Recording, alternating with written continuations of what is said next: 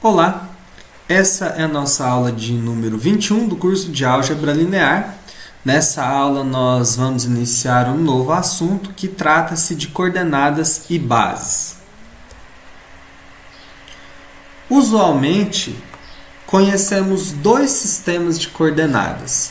Um sistema de coordenadas no plano, o famoso sistema cartesiano, e o sistema de coordenadas tridimensional, famoso R3, R2 e R3.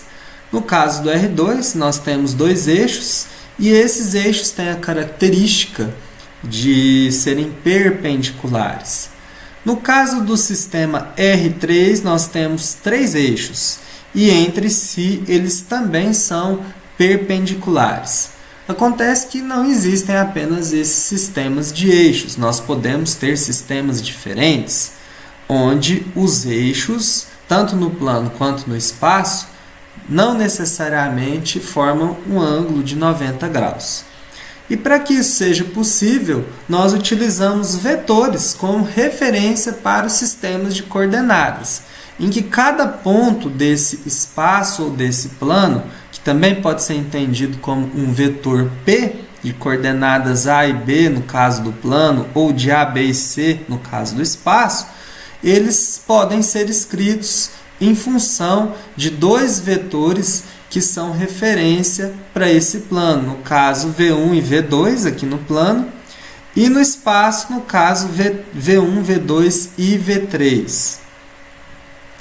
E as escalas dos eixos, quando a gente trabalha com os sistemas usuais, elas são iguais para todos os eixos. Aqui nesses novos sistemas, não necessariamente que essas escalas serão as mesmas. E o que vai definir o tamanho dessas escalas são os módulos dos vetores, que são as referências para esses sistemas de coordenadas. Outro detalhe importante é que o sentido desses vetores é que determina o sentido positivo dos eixos do nosso sistema de coordenadas. Muito bem, para que essa ideia fique mais clara, nós vamos apresentar a definição, referente a esses novos sistemas de coordenadas.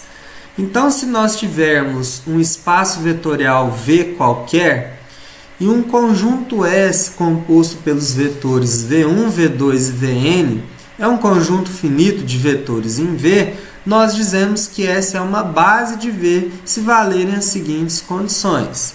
Primeira, S é um conjunto linearmente independente, e a segunda é que S gera o espaço vetorial V. Por exemplo, os vetores canônicos em Rn, os vetores E1, nós já vimos que tem coordenadas 1, 0, 0 e até a enésima coordenada igual a 0. O vetor E2, que tem as coordenadas 0, 1, 0 e a enésima coordenada também 0, até o vetor En, que tem todas as coordenadas nulas, exceto a enésima coordenada, que tem valor 1.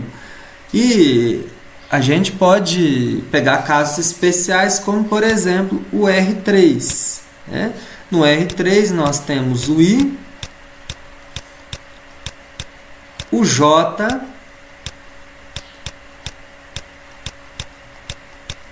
e o K, que são os vetores canônicos de R3, e eles formam a base de R3, porque qualquer vetor que eu escolher dentro de R3 pode ser escrito como uma combinação linear de I, J e K. Então, por exemplo, para um vetor V com coordenadas 2, 3 e menos 4, eu posso dizer que esse vetor é igual a 2i mais 3j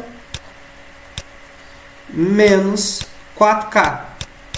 de modo que I, J e K formam uma base, né, do R3 e, por sinal, formam a base canônica desse sistema. Outro exemplo é uma base canônica dos polinômios de grau n.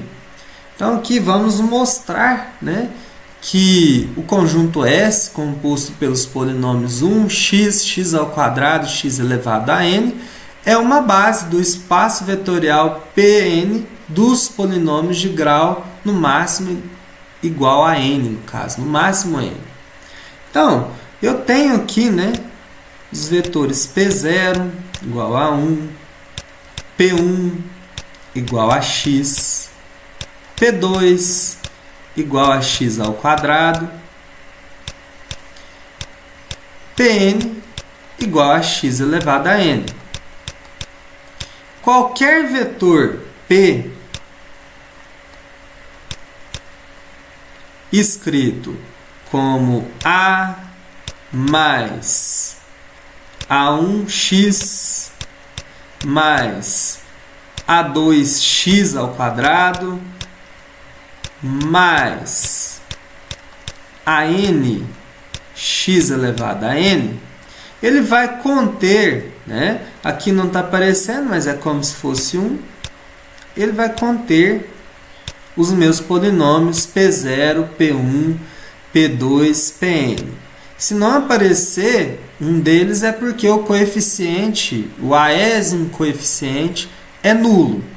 Então, né, eu não deixo de escrever, né, qualquer polinômio que seja em função desses polinômios, como uma combinação linear deles. Por isso que nós dizemos que esse conjunto S é uma base do espaço vetorial P de n. Então, assim, nós encerramos nossa aula sobre coordenadas e bases. Essa é a primeira aula. E nas próximas aulas nós abordaremos mais alguns exemplos, bem como alguns teoremas e definições acerca desse estudo. Bons estudos e até mais!